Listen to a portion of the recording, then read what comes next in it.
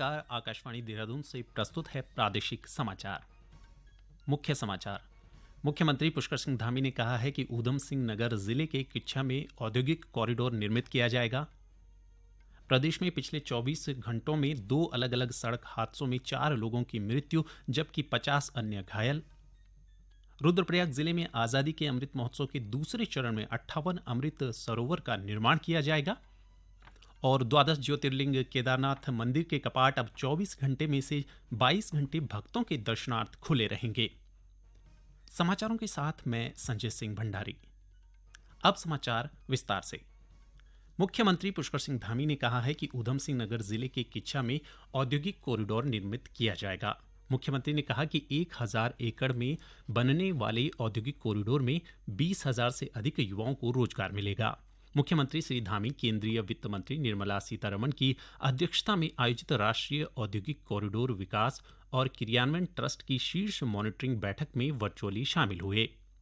मुख्यमंत्री ने कहा कि Amritsar Kolkata industrial corridor project की तरह ही उत्तराखंड में कॉरिडोर निर्माण प्रस्तावित है। कहा कि इससे राज्य में 75,000 करोड़ निवेश आने की संभावना है।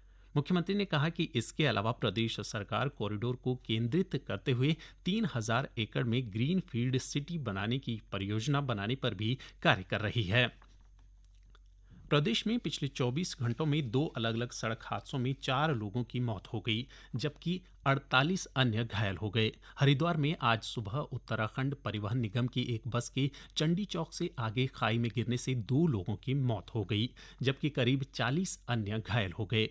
घायलों को हरिद्वार के जिला अस्पताल में भर्ती कराया गया, जहां से 4 घायलों को ऋषिकेश एम्स के लिए रेफर किया गया। बस रूपड़िया से हरिद्वार जा रही थी। हादसे की सूचना मिलने पर एसडीआरएफ और जिला पुलिस ने संयुक्त अभियान चलाकर बस में सवार यात्रियों का रेस्क्यू किया और सभी घायलों को एम्बुलेंस से अस्पताल भिजवाया। वहीं कल देर रात ऋषिकेश श्रीनगर मार्ग पर गूलर के पास एक जीप और ट्रक की टक्कर होने से जीप में सवार 2 लोगों की मौत हो गई जबकि 8 लोग घायल हो गए। घायलों को एम्स ऋषिकेश पहुंचाया गया। टेली ऐप के जरिए कानूनी सलाह से संबंधित टेली लॉ कार्यक्रम के जरिए देश भर में 40 लाख से अधिक लाभार्थियों को मुकदमे से पूर्व परामर्श प्रदान किया गया। यह कार्यक्रम एक तरह की ई इंटरफेस व्यवस्था है जिसके माध्यम से मुकदमे से पहले कानूनी सलाह और परामर्श प्राप्त किया जा सकता है। इसके अंतर्गत जरूरतमंद और निर्धन व्यक्ति पंचायत स्तर पर स्थित कॉमन सर्विस सेंटरों में उपलब्ध वीडियो कॉन्फ्रेंसिंग और टेलीफोन सुविधाओं के जरिए वकीलों से कानूनी सहायता प्राप्त कर सकते हैं। यह सेवा 2017 में केंद्रीय विधि और न्याय मंत्रालय ने शुरू की थी। अब इसका लाभ टेली लॉ मोबाइल ऐप के जरिए सीधे उठाया जा सकता है। मुख्यमंत्री पुष्कर सिंह धामी ने देहरादून में 9 वर्ष उत्कर्ष के सांस्कृतिक महोत्सव और देश की असीम विकास यात्रा पर आधारित डिजिटल प्रदर्शनी का उद्घाटन किया। मुख्यमंत्री ने कहा कि प्रधानमंत्री नरेंद्र मोदी के नेतृत्व में 9 साल का कार्यकाल सेवा, सुशासन और गरीब कल्याण को समर्पित रहा है। मुख्यमंत्री ने कहा कि स्वास्थ्य के क्षेत्र में एम्स ऋषिकेश में अनेक स्वास्थ्य सुविधाएं उपलब्ध हैं और किच्छा ऊधम सिंह नगर में एम्स का सैटेलाइट सेंटर भी बनाया जा रहा है। उन्होंने कहा कि ऋषिकेश कर्णप्रयाग रेल लाइन पर तेजी से कार्य हो रहा है। 125 किलोमीटर लंबी रेल लाइन में 104 किलोमीटर की सुरंग है। मुख्यमंत्री ने केदारनाथ पुनर्निर्माण कार्य और बद्रीनाथ मास्टर प्लान के कार्यों की जानकारी भी दी। उन्होंने कहा कि गौरीकुंड केदारनाथ और गोविंद घाट हेमकुंड साहिब रोपवे का शिलान्यास किया गया है। इससे आने वाले समय में यात्रा सुगम होगी। इसके अलावा करीब 2,000 करोड़ रुपए की लागत वाली टिहरी झील विकास परियोजना के कार्य किए जा रहे हैं और इससे टिहरी झील प्रमुख टूरिस्ट डेस्टिनेशन के रूप में भी उभर कर सामने आएगी।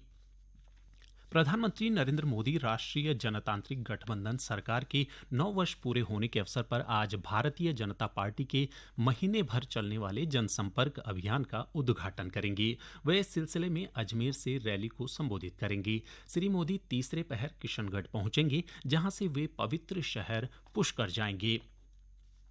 केदारनाथ धाम में 5.5 टन ओम की आकृति स्थापित कर दी गई है। आकृति से संबंधित शेष कार्य पूरे होने के बाद आकृति की पूजा अर्चना की जाएगी। एसडीएम ऊखीमठ जितेंद्र सिंह ने बताया कि तीर्थ पुरोहितों की मौजूदगी में ओम आकार आकृति स्थापित की गई। उन्होंने बताया कि आकृति पर लाइट लगाई जाएगी ताकि रात में भी यह चमकती रहे। ये समाचार आप आकाशवाणी देहरादून से सुन रहे हैं। रुद्रप्रयाग जिले में आज़ादी के अमृत महोत्सव के दूसरे चरण में 58 अमृत सरोवरों का निर्माण किया जाएगा। इन सरोवरों के माध्यम से बरसाती जल के संरक्षण के साथ ही पर्यटन की गतिविधियों को भी बढ़ावा दिया जाएगा। पहले चरण में योजना के तहत 75 अमृत सरोवरों का निर्माण पूरा हो चुका है। जिला विकास अधिकारी मनविंदर कौर ने बताया कि अमृत सरोवरों के निर्माण से जिले में कई प्राकृतिक जल स्रोतों में फिर से पानी रिचार्ज हो गया है। साथ ही 2-3 स्थानों पर इन सरोवरों में स्थानीय लोग मत्स्य पालन भी कर रहे हैं। आजादी का अमृत महोत्सव के तहत जनपद रुद्रप्रयाग के अंतर्गत वित्तीय वर्ष 22-23 में 75 अमृत सरोवर का टारगेट रखा गया था कि सापेक्ष 75 अमृत सरोवरों का कार्य पूर्ण कर लिया गया है। इन अमृत सरोवर को बनाने का मूल उद्देश्य ये था कि हमारे जो भूमिगत जल स्रोत हैं ये रिचार्ज हो, साथ ही साथ हमारे जिन क्षेत्रों में खेती बाड़ी होती है और पानी की उपलब्धता नहीं हो पा रही है वहां पर पानी की उपलब्धता सुनिश्चित की जा सके और लोगों को रोजगार से जोड़ा जा सके। कुछ अमृत सरोवर में मत्स्य पालन का कार्य चल रहा है, साथ ही साथ लोगों की खेती बाड़ी के लिए पानी की उपलब्धता भी सुनिश्चित हो रही है। द्वादश ज्योतिर्लिंग केदारनाथ मंदिर के कपाट अब 24 घंटे में से 22 घंटे भक्तों के दर्शनार्थ खुले रहेंगे। श्री बद्रीनाथ केदारनाथ मंदिर समिति के अपर कार्याधिकारी रमेश चंद्र तिवारी ने बताया कि केदारनाथ में प्रतिदिन 20,000 से अधिक श्रद्धालु दर्शनों के लिए पहुंच रहे हैं और श्रद्धालुओं की संख्या लगातार बढ़ रही है। इसे देखते हुए कपाट खुलने का समय बढ़ा दिया गया है। इस दौरान रात 11 बजे से सुबह 7 बजे तक भक्तों को गर्भगृह से दर्शन कराए जा रहे हैं। साथ ही बुकिंग पर ऑनलाइन व ऑफलाइन पूजाएं भी संपादित की जा रही हैं। उन्होंने बताया कि धाम में प्रतिदिन सुबह 4 बजे से धर्म दर्शन शुरू हो रहे हैं जो शाम 7 बजे तक चल रहे हैं। इसके बाद बाबा केदार की सायंकालीन आरती व श्रृंगार दर्शन हो रहे हैं। रात्रि 10 बजे तक श्रद्धालु दर्शन कर रहे हैं। इसके बाद लगभग 1 घंटे के लिए मंदिर बंद किया जा रहा है। रुद्रप्रयाग जिले में स्थित पंच केदार में एक तृतीय तुंगनाथ के एक माह में 16,201 श्रद्धालुओं ने दर्शन किए हैं। 26 अप्रैल से शुरू हुई यात्रा में इस बार तृतीय केदार में भक्तों का उत्साह है। धाम में प्रतिदिन 400 से 500 शिव भक्त पहुंच रहे हैं। मंदिर के प्रबंधक बलवीर सिंह नेगी ने बताया कि 26 अप्रैल को कपाट खुलने के दिन 500 भक्तों ने बाबा तुंगनाथ के दर्शन किए थे। लगभग हर दिन दोपहर बाद बारिश और ऊपरी क्षेत्रों में बर्फबारी के बावजूद तुंगनाथ में श्रद्धालु के पहुंचने का सिलसिला जारी है।